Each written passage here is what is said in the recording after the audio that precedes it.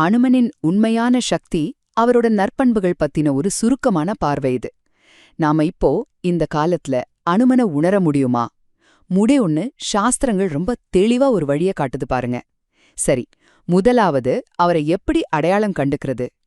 எத்ர எத்ர ரகுநாத கீர்த்தனம் அப்படின்னு ஒரு ஸ்லோகம் இருக்கு. இதோட அர்த்தம் என்னன்னா, எங்கெல்லாம் ஸ்ரீராமரோட நாமம் பக்தியோட சொல்லப்படுதோ அங்கெல்லாம் அனுமன் அப்படியே கண்ணீர் மல்க நிப்பாராம். இதுதான் அவரை உணர்றதுக்கான முதல் வழி.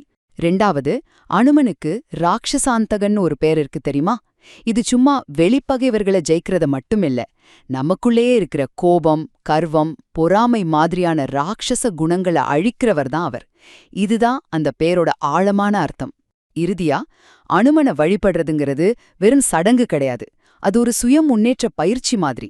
நமக்குள்ள இருக்கிற அந்த போராட்டத்துல ஜெயிக்க, நேர்மை, பக்தி, அடக்கம்னு நல்ல குணங்களை வளர்த்துக்க அனுமனை ஒரு வழிகாட்டியா நினைச்சு வழிபடுறது ரொம்பவே உதவும். மொத்தத்துல அனுமன் நம் உள்மன தீமைகளை அழித்து நற்குணங்களை வளர்க்கும் ஒரு வழிகாட்டி.